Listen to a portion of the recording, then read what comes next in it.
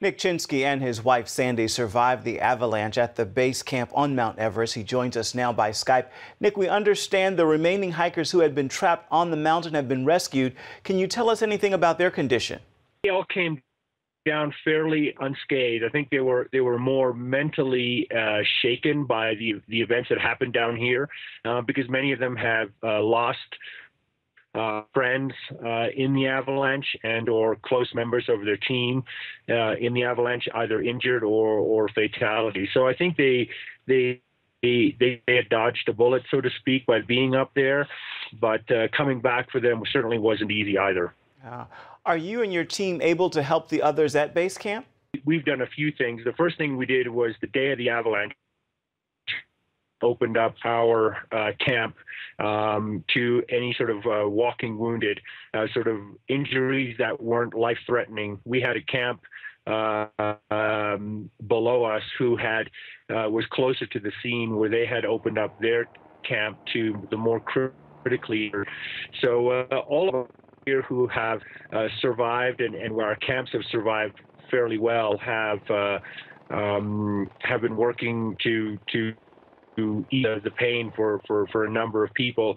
And now that the people have come down from camps 1 and 2, and there's almost 70 of them, we're also housing almost 20 of them here in our mess tent as well, as they spend time going through the debris where their camp used to be and collecting their goods, whatever they can find, and start preparing and thinking about leaving base camp. Well, now I know that you and your wife survived the avalanche. Take us back. Can you tell us what happened?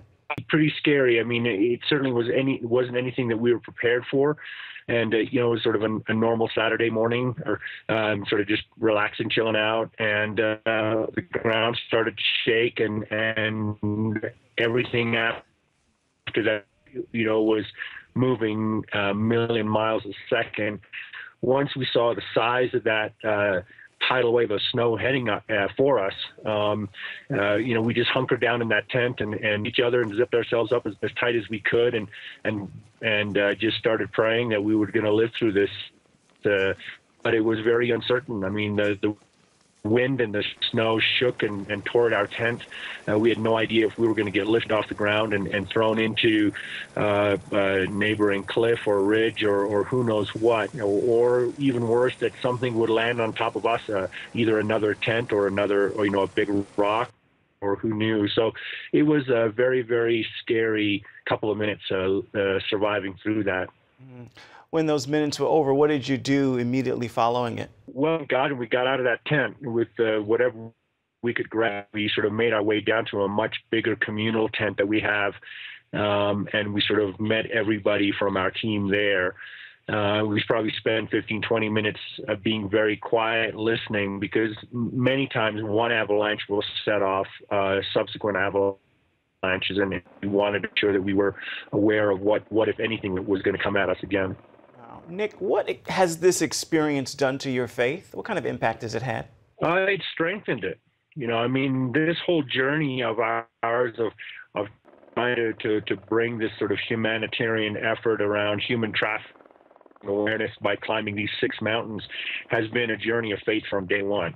It started in the dumps of Nicaragua with the Lester.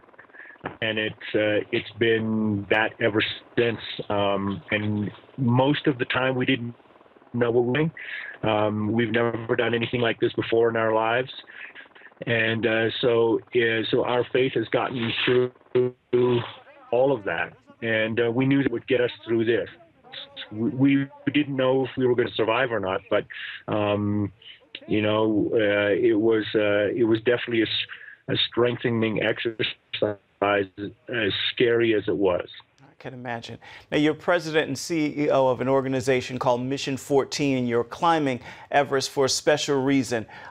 You hinted at that. Tell us more about that. With our church, we learned about girls being trafficked for sex, and we didn't really know that anything like this happened. And once we sort of started learning what we realized that we were there for a reason, and we needed to do something. And we started creating and thinking about things that we could do. And the idea of climbing 6 of the world's highest mountains to set a new world record, although it seemed like a crazy idea, the more we thought about it, and the more we prayed about it, and the more we talked about it, we realized that it could actually be a vehicle by which we could raise funds and awareness to fight human trafficking, and it's really interesting where it ended up. And the name Mission 14 comes from a biblical verse from Micah 6:8.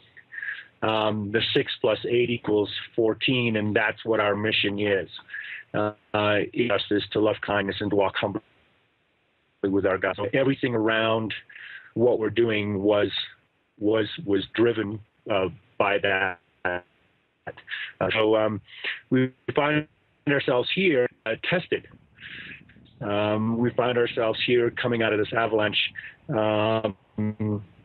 surviving it, miraculous, forged to still carry on with what we started, despite the difficulties that we're facing here and the dangers that we're facing. I think it makes us realize that this work is important. We have 2 Nepali partners, Tiny Hands International and Asha Nepal, and both of them are facing great difficulties in Kathmandu right now because of what's happened, and it only strengthened us in our cause. That said, am I hearing you correctly? Will you continue your quest to climb Everest and the other summits?